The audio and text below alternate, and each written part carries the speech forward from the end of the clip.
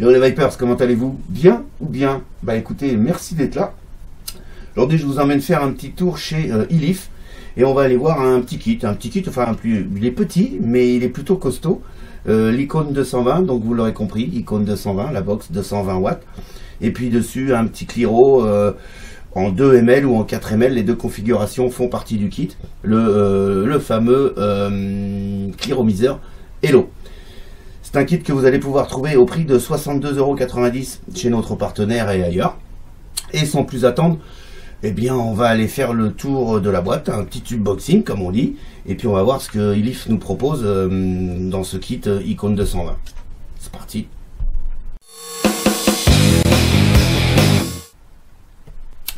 On se retrouve donc sur la boîte de l'icône 220 de chez Elif. Boîte en carton. On va se faire le tour rapidement. Ici on a donc icône 220, ici on a la photo du kit, ici on a un petit message qui n'a absolument rien à faire ici. Sur le côté de la boîte, on va retrouver le traditionnel QR code ainsi que le scratch and check pour vérifier l'authenticité du produit sur le site de chez Elif. Ici on va avoir donc les différentes couleurs possibles disponibles au niveau de ce kit, et ainsi que la contenance 2 ml ou 4 ml. On va le voir à l'intérieur de ce kit. Sur l'arrière de la boîte, bah, comme d'habitude, on va avoir le contenu de la boîte. On va avoir ici maximum 220 watts. On va avoir ici l'adresse de chez Elif au niveau de Shenzhen, les petits pictos qui vont bien, le petit code barre. Et encore une fois, ce petit message qui n'a absolument rien à faire ici et qui est mensonger. Pour ouvrir la boîte, il suffit tout simplement de la soulever. On va retrouver un petit message de précaution. On va retrouver un deuxième message de précaution en anglais. On va retrouver l'icône 220 watts.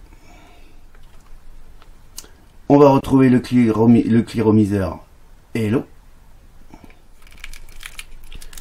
On va retrouver un deuxième Pyrex qui va nous permettre la configuration en 4 ml.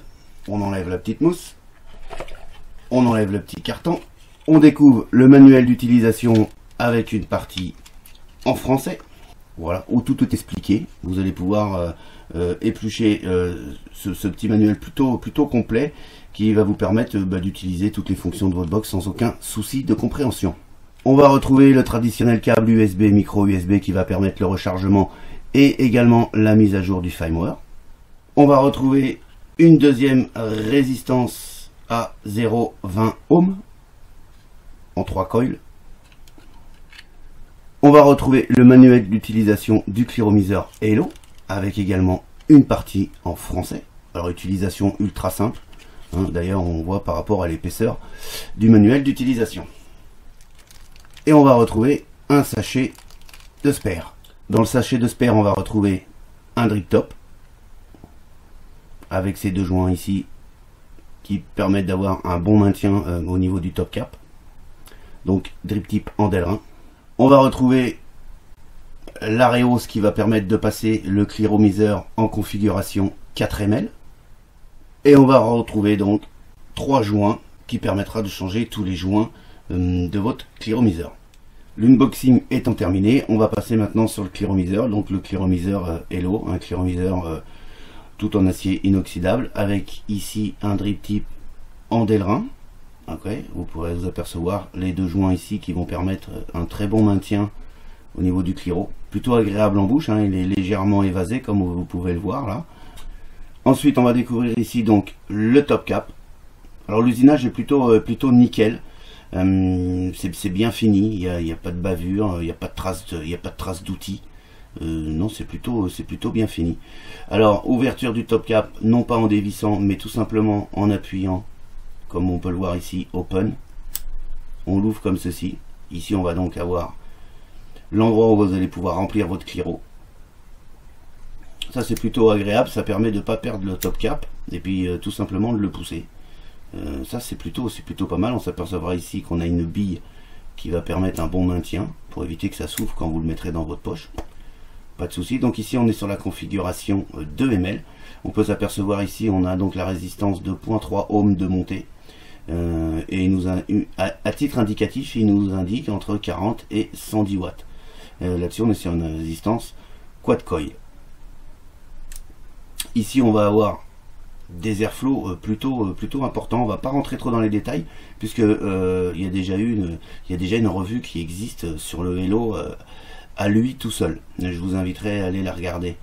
Sur l'arrière, on va donc avoir les petites sérigraphies habituelles. Ici le logo d'Elif, Hello, la connexion 510 qui dépasse ce qu'il faut pour vaper plutôt safe. Pour ouvrir votre clearometer, il suffira tout simplement de dévisser. Ici, on va avoir un filetage avec un joint torique qui va faire l'étanchéité ici sur la résistance. Pour enlever le Pyrex, il suffit tout simplement de pousser pour pouvoir changer le Pyrex, soit le passer en 4 ml de contenance ou soit carrément pour le changer. Pour démonter la résistance, vous l'aurez compris, ce sont que des résistances préfaites. On est sur un clearometer. Il suffit tout simplement de dévisser. Et puis voilà les résistances. Ici donc en 4 coils.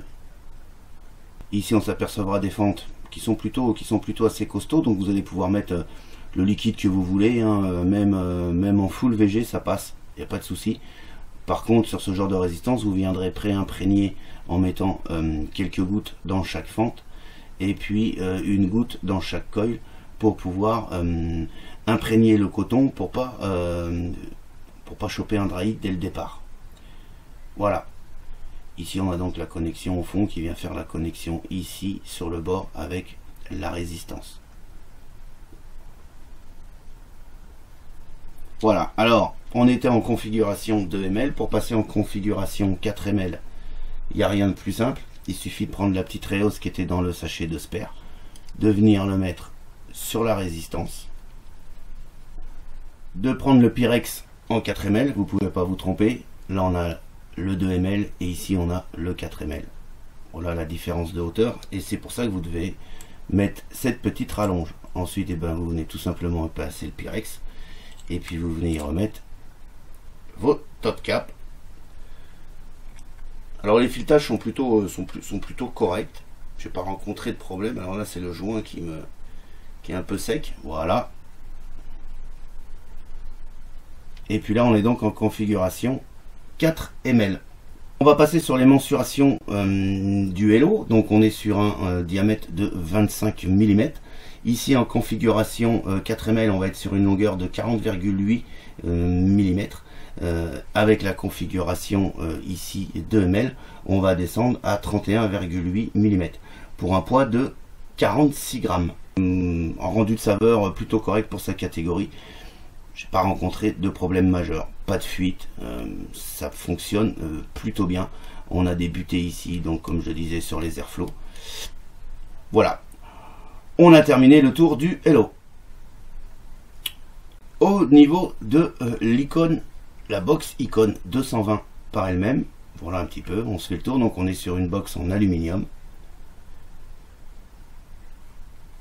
On va avoir une longueur ici comme ceci de 85,3 mm. On va avoir une largeur de 44 mm et une épaisseur ici de 28 mm pour un poids de 225 grammes. Ici on a un sticker imitation, c'est dommage, hein, c'est une imitation Kevlar. Bon, effectivement on est sur quelque chose, on est sur un prix plutôt light, donc voilà, ils n'ont pas mis une feuille de Kevlar, c'est tout simplement un sticker avec du Kevlar. Ici on va s'apercevoir qu'on a des trous d'évent ici de ce côté-ci et de ce côté-là. Ici on a un grand écran en plastique avec un bouton ici, un unique bouton, mais quand vous appuyez d'un côté ou de l'autre, vous allez avoir le bouton plus, le bouton moins. On va s'apercevoir ici qu'on a la prise micro USB qui va permettre le rechargement des accus. Voilà, si des fois vous êtes en panne de chargeur ou si vous n'avez pas le chargeur sous la main et que vous êtes en déplacement, vous pourrez charger vos accus. Attention, moi j'ai tenté le coup puisque c'est une garantie de chez Elif qu'on pouvait recharger donc avec le câble micro USB les deux accus qui sont à l'intérieur. Moi au rechargement le mode chauffait un petit peu, donc voilà, c'est pas à conseiller de le charger, mais en dépannage vous pourrez toujours vous servir du câble pour recharger. Bien évidemment le mieux est d'avoir un chargeur dédié pour charger vos accus. Ici on va donc avoir la connexion 510 qui est montée sur ressort.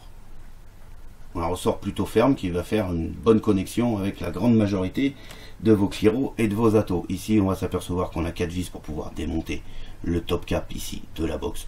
Pas d'utilité. Et puis une connexion 510 avec des filetages plutôt corrects, hein, pas rencontrer de soucis. Vous pourrez vous apercevoir ici qu'il y a quelques traces d'usure déjà. Donc moi je l'ai testé pendant 15 jours. Donc j'ai démonté, remonté, démonté, remonté le Cliro. Et voilà, ça fait des marques. Donc forcément que dans le temps, vous aurez des petites marques, des petites griffures tout autour de la connexion ici 510. C'est un petit peu dommage.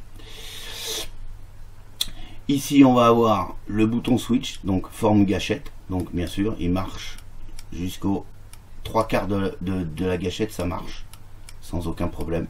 Plutôt agréable. Le cliquetis est plutôt agréable.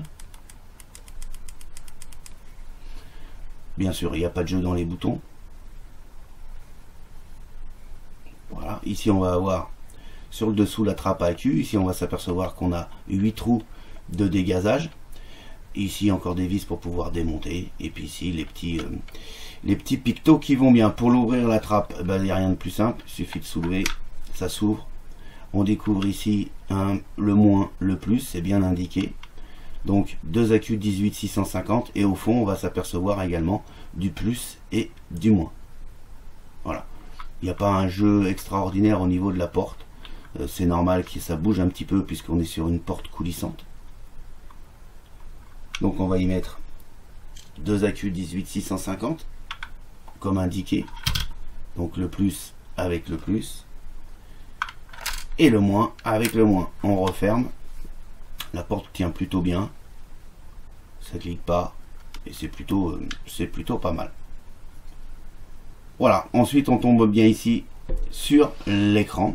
Donc un écran où c'est écrit assez gros, hein, mais par contre très peu lumineux. Ce genre de box en extérieur avec un peu de soleil, hein, même avec une lumière extérieure, on voit rien du tout. Et il n'y a pas possibilité d'augmenter la luminosité de l'écran. Ça c'est dommage, et sur une box comme ça, c'est un petit peu dommage de ne pas avoir pensé à avoir fait un écran un peu plus éclairé. On va passer sur les caractéristiques complètes de cette box. Donc on a une puissance de 1 à 220 watts. On va avoir un courant de sortie maximum de 50 ampères. Donc il va falloir utiliser des accus en rapport avec cette box, hein. On va donc avoir 2 batteries 18650. Comme je vous le disais, avec possibilité ici de recharger avec le câble micro USB, même si c'est pas ultra conseillé, ça peut toujours vous dépanner. On va avoir cette prise là va également nous donner la mise à jour du chipset. Au niveau des résistances, ça va détecter les résistances à partir de 0,1 ohm jusqu'à 3,5 ohm en mode puissance, et de 0,05 ohm à 1,5 ohm en mode contrôle de température. Jusqu'ici c'est traditionnel à toutes les boxes du marché, en tout cas en règle générale. Donc vous l'aurez compris, plusieurs modes de vape. On va avoir donc la puissance, le contrôle de température avec les fils habituels, Ni, TI, inox, et on a également le mode TCR qui vous permettra de faire les réglages de coefficient de chauffe pour aller mettre tous les autres fils qui acceptent le contrôle de température. On a également un preheat, et au niveau du contrôle de température on va monter de 100 à 315 degrés Celsius. Voilà. Donc plusieurs coloris comme je vous ai fait voir tout à l'heure sur la boîte. Et puis ici je vais vous mettre voilà, tous ces petits coloris là que vous pourrez trouver.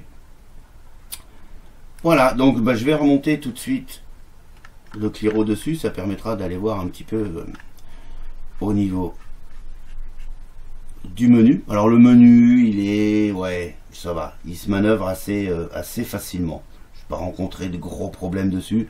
Je suis pas rentré dans les méandres du menu, mais en tout cas pour ce qu'on se sert le plus souvent, ça se passe plutôt bien. Ici vous l'aurez compris, le bouton moins où on va descendre sa puissance, le bouton plus où on va l'augmenter.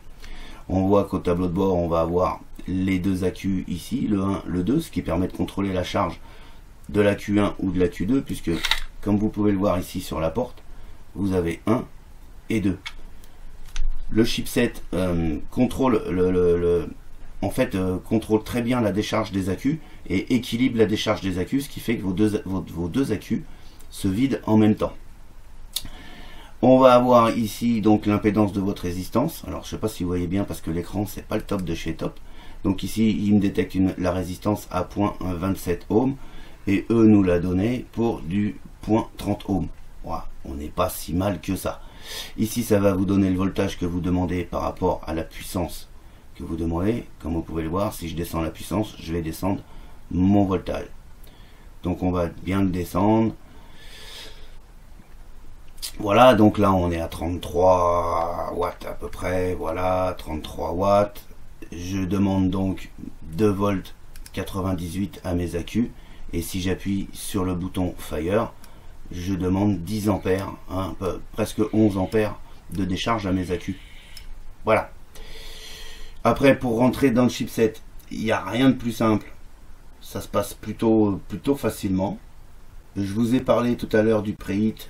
Tout simplement, pour avoir accès au preheat, il suffit d'éteindre la box. Pour éteindre la box, vous cliquez 5 fois. On éteint la box. On appuie sur le bouton Fire, ici la gâchette, et le bouton plus, ici de ce côté-là, pendant 5 secondes. Et on tombe donc sur le mode TCR. Et ça s'éteint assez vite. Donc je rappuie. Voilà. Et ensuite, ici vous allez donc pouvoir régler le TCR sans aucun souci. Vous appuyez sur le bouton Fire, vous allez passer sur le mode M2, la mémoire 3. Ici on va tomber sur le mode Power qui va permettre de régler votre preheat. Donc admettons qu'on était réglé à 30. On va se mettre, admettons, allez, on va se mettre comme ça à 56. Hein.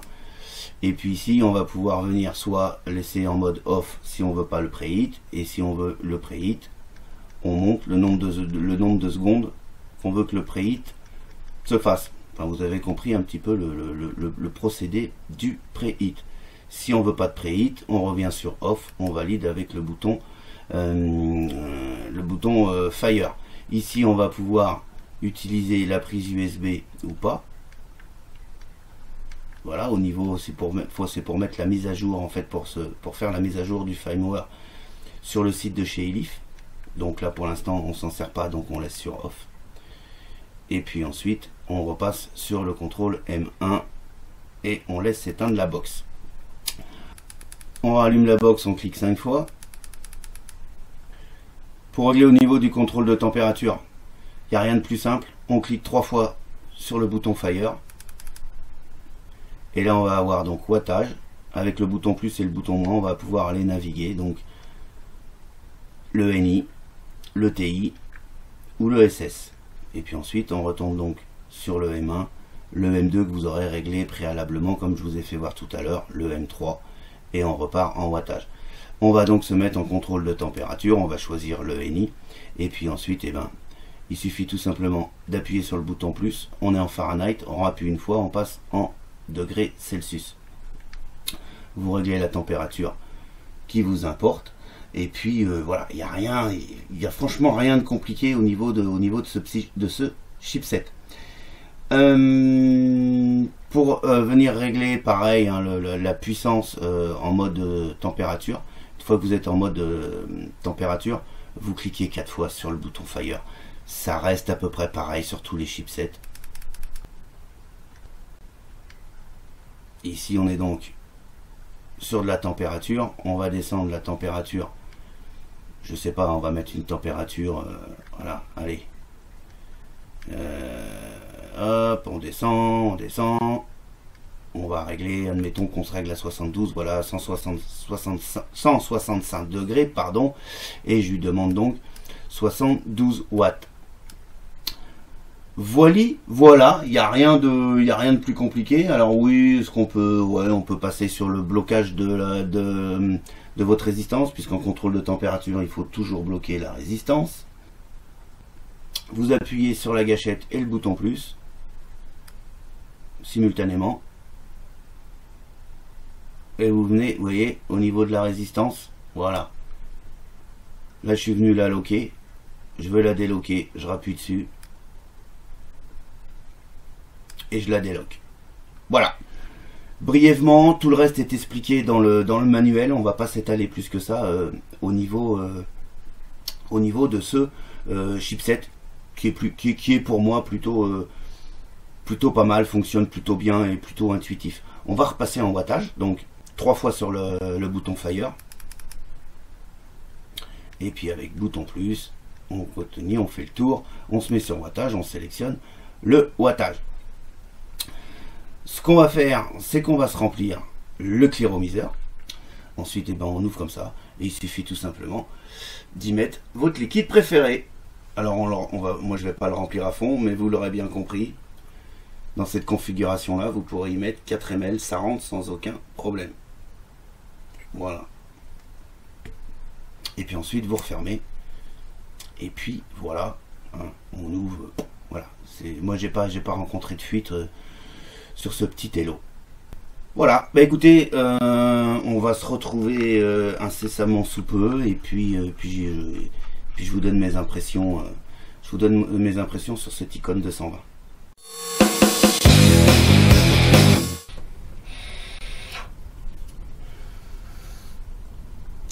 Plutôt pas mal ce petit kit. Une box plutôt, ouais, avec un form factor plutôt agréable, avec les arrondis ici et pas des arêtes bien droites avec des angles droits. Tout est arrondi, ça fait que ça tombe super bien dans la main. Moi j'aime bien, c'est relativement petit.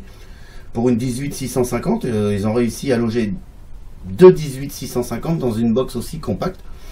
Il y a du boulot au niveau d'avoir réduit le chipset pour pouvoir tout rentrer comme ça à l'intérieur. Globalement, j'aime bien, je l'aime bien. Elle est plutôt légère. On est sur de l'alu, donc on est sur quelque chose de plutôt pas mal. Je trouve un petit peu kitsch, c'est le sticker ici, façon carbone. Voilà, ils auraient alors soit mettre carrément autre chose, ou alors mettre une vraie feuille de carbone, quoi. Hein. Voilà, ça c'est le petit truc que je trouve un petit peu kitsch. Sinon, dans l'ensemble, ça va plutôt bien.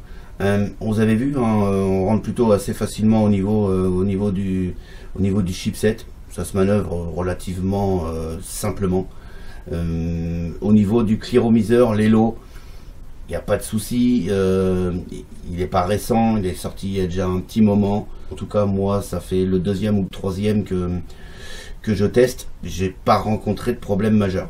On a des bons réglages d'airflow qui permettent de faire vraiment. Alors, on est d'accord, le Hello, c'est le cléromiseur grosse vapeur, hein, ouvert à fond, et vous montez sur une box avec les résistances qui sont préfaites, des résistances entre 0,20 et 0,30 ohms, celles qui sont fournies avec le kit.